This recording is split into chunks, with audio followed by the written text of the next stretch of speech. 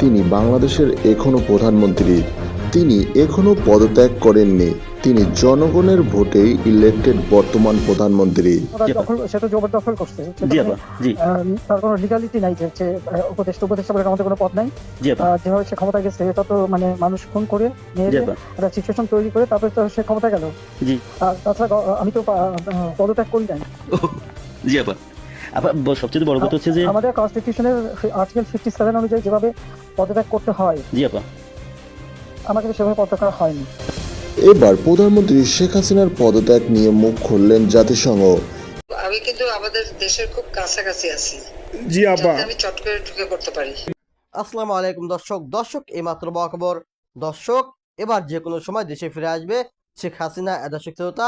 আপনারা ঠিকই শুনতে পেরেছেন দর্শক, সম্পূর্ণ ভিডিওটি দেখলেই বুঝতে পারবেন তিনি কবে দেশে ফিরবে এবং কিভাবে দেশে ফিরবে। দর্শক শ্রোতা, যারা এমন নতুন নতুন আপডেট খবর দেখতে ভালোবাসেন তারা দ্রুত চ্যানেলটি সাবস্ক্রাইব করে আমাদের পাশে থাকবেন। দর্শক শ্রোতা, এবার আসছে মূল কথায়। দর্শক, কিছুদিন আগে কিন্তু একটি ভিডিও ভাইরাল হয়েছে।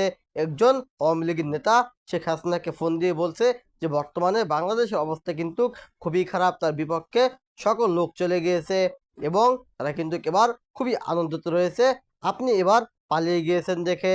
দর্শক শ্রোতা, তিনি কিন্তু উত্তর দিয়েছে যে আমি দেশের আশেপাশে আছি এবং যে কোনো সময় দেশে ফিরতে পারে।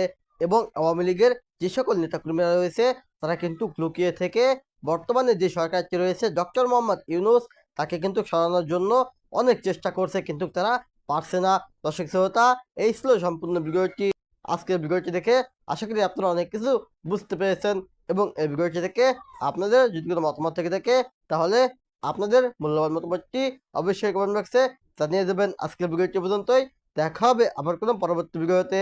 সে পর্যন্ত ভালো থাকুন, সুস্থ থাকুন, আল্লাহ হাফেজ।